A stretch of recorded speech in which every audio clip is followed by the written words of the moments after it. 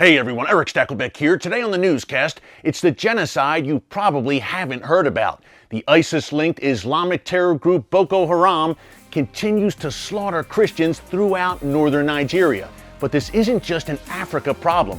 Find out why it matters to you no matter where you live, coming up.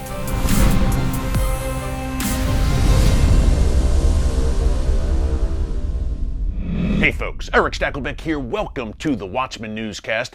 The United States State Department has released its annual report on countries of particular concern when it comes to violating religious freedom and persecuting religious minorities. Now, China, Iran, North Korea, and Pakistan were just some of the usual suspects who once again made this list. But there was one notable addition that may surprise you: Nigeria.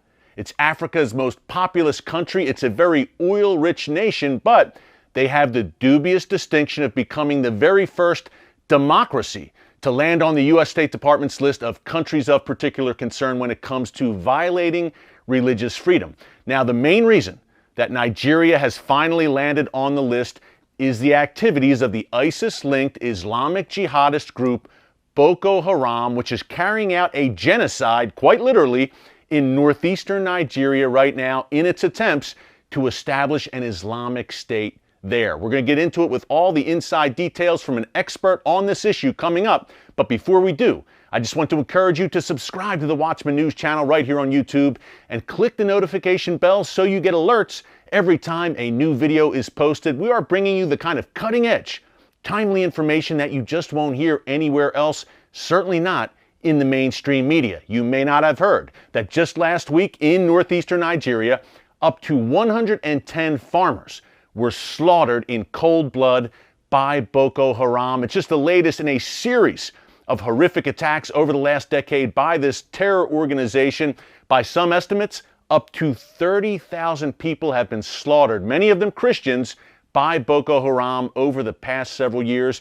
And it seems that the Nigerian government, again, this is a democratic nation, it seems that the Nigerian government just isn't doing all that it can to counter Boko Haram. That's why they landed clearly on the State Department list. Now, we had the chance to speak to a top expert on this issue, Reverend Johnnie Moore. He's been on the ground in Nigeria and he's seen the plight of Nigerian Christians firsthand. He's co-author of a great new book with Rabbi Abraham Cooper called The Next Jihad that lays out the genocide that African Christians are facing at the hands of Boko Haram and other terror groups. Reverend Moore is also the head of the Kairos Group, and he's a presidential appointee as a commissioner to the International Commission on Religious Freedom. He's got a lot to say about this issue, folks. Take a look. Johnny, thank you so much for joining us. Hey, you have a great new book out, a very important book called The Next Jihad. Tell us what the Next Jihad is and what is happening in Africa right now. Well, Eric, thanks for having me. The fact of the matter is that 7 out of 10 Christians that will die in the world this year because of persecution will all die in one country, and that's in Nigeria. And not just in the northeast of the country. I mean, we've become accustomed to hearing about Boko Haram and ISIS in West Africa, but there's a growing insurgency in the center of the country that's targeting these religious communities. And so I call it the Next Jihad, and that's the name of the book. But it also is a pretty good description of what's happening. A lot of what we saw with ISIS in the Middle East has somehow migrated to Western Africa through the center part of the country. And the fact of the matter is, if it's not stopped, I'm afraid we could see something even more catastrophic than we've seen so far. Give us some of the details. They're not always pleasant, but people need to hear this, number one. And number two, tell us a bit more about Boko Haram. They seem to be one of the main culprits behind what really could be considered a genocide against Christians in Africa right now. Yeah, I mean, Boko Haram has killed tens of thousands of people. They bully the government in Nigeria, which is a huge country, 200 million people. It's a democracy. It's a very, very important ally of the United States. It has the 10th largest oil reserve in the world, the biggest economy on the whole continent. It's a hugely, hugely important country. And unfortunately, the country hasn't gotten the terrorist problem under control in the Northeast. But one of the things that my co-author and I, Rabbi Abraham Cooper, we did is we traveled to Nigeria in February, right before the pandemic shut down the world, and we met with victims, and we met with dozens and dozens of victims, and we heard story after story after story. And I can tell you, Eric, I mean, they're the most horrific stories I've ever heard, and I've traveled all around the world. I mean, whole villages that have been burned to the ground, children that have been killed in grotesque ways. There was one family that I can't get out of my head. Their three kids. Their names were Patience, Rejoice, and Revelation. And the terrorists came in the middle of the night. They killed their parents. They burned down the village. They destroyed all the crops, and they didn't reserve their fury for the children. They massacred the kids as well. And remarkably, in that village, a 3-month-old little child survived a point blank gunshot.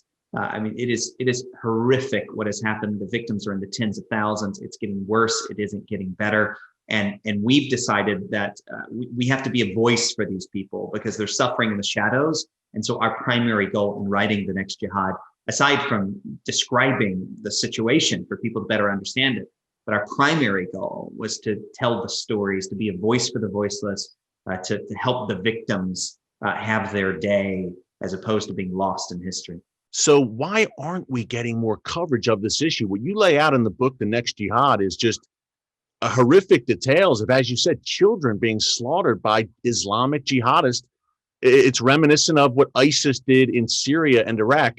Why do you think there hasn't been more coverage of this issue in Nigeria and really across Africa? You know, I wish I had an answer to that question, Eric. I don't have an answer. It totally befuddles me. I don't understand how such a grave situation could receive so little attention from the world, but that is the fact.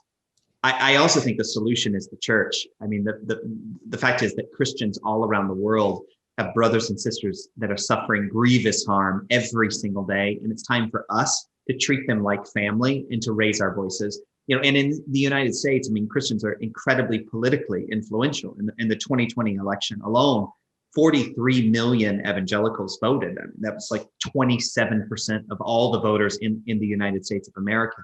Evangelicals are hugely influential in many other countries of the world. And it's now time for us to raise our voice on this issue. And I don't care in the United States, if your congressman is Democrat or Republican, whatever district you live in, they need to hear from you. And the Europeans, it's time that they act as well. I mean, the United Kingdom alone gives £1 million a day to Nigeria. The United States government gives approximately $1 billion a year. Now, no one is saying that we should stop providing humanitarian assistance. It's also a very poor part of the world. Like, people don't need to die from starving to death because they're not dying from terrorism. But it is time for us to step up. And, you know, Eric, I mean, for a long time, I've been an advocate for persecuted Christians. And one of my key convictions is that the church in America and in other places around the world, we don't need to reserve one Sunday a year for the persecuted church. You know, it's important we have a day of prayer for the persecuted church. We ought to keep doing it. But really, it ought to be 52 Sundays a year. Pastors ought to be telling these stories, referencing persecuted Christians, praying for them, modeling that for their congregations.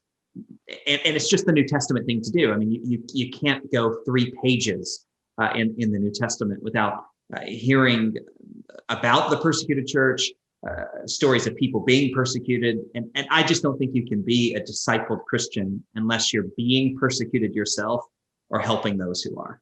You mentioned that your co-author for the book, The Next Jihad, is Rabbi Abraham Cooper. Tell us a bit about that experience, a Christian reverend, a Christian pastor, and an Orthodox rabbi working together on this book. What drew you both to this project and this collaboration? You know, it's interesting that Rabbi Cooper and I could not be more different. I mean, we live on different sides of the country. We're separated in terms of our professional lives by about 40 years. He was a fierce advocate for Jews during the Soviet Jewry movement. I wasn't even around back then. Aside from having different religions altogether, I mean, he's an practicing Orthodox Jew, and I'm an evangelical Christian. You know, there are lots of things that make us different, but we've become allies in our advocacy for human rights around the world. And actually, it was this Orthodox rabbi, Abraham Cooper, who called me the evangelical Christian and said, like, what are you doing about Christians being persecuted in Nigeria? I mean, he was the one that called me. And his organization, the Simon Wiesenthal Center, which is one of the leading Jewish human rights organizations in the world, in history for that matter, they were also the first organization of any kind in 2014 to say that ISIS was guilty of committing genocide against Christians. I have to say it was Rabbi Cooper that awakened this Christian to the need to get to Nigeria now. And together, he to his community, me to my community, and together to the wider world, we're saying this is an emergency situation. It's been neglected too long. And whether your motivation is spiritual, you're inspired as I am by Christians who would rather die than leave their faith, or whether it's human rights or justice or politics or just the world you want to live in, because we can't have the largest country in Africa fail in the whole western part of the continent because of terrorist insurgencies. Whatever your motivating factor is, now is the time to act. Powerful stuff. Thanks again to Reverend Johnnie Moore for joining us. Again, folks, the book is called The Next Jihad. It's available at Amazon.com, Barnes & Noble, or wherever books are sold. I strongly encourage you to pick it up. Why should you care about this issue? As Reverend Moore just laid out, hey, as an American and a Christian, number one, these are the least of these. These are your brothers and sisters in Christ who are being slaughtered for their faith in Jesus. That's number one. Number two, just as an American, Africa, northeastern Nigeria could become a safe haven for terror. Look no further than obviously ISIS in Syria a few years ago, Al-QAEDA in Afghanistan in the run-up to 9/11. These became safe harbors for terror, which were used as launching pads for attacks against the West. God forbid that would happen in Africa. It's a situation we have to keep a very close eye on. So thanks again to Reverend Johnnie Moore for his great work on this issue. And he'll also be on the Watchman TV show, which you can check out on TBN every Thursday night at 9:00 p.m. Eastern Time and Fridays at 4:30 p.m. Eastern Time. So you can check Reverend Moore out on the Watchman television show as well. Hey, thanks for joining us today on the Watchman Newscast to hear about this very important issue. Until next time, God bless you. And remember, never hold your peace.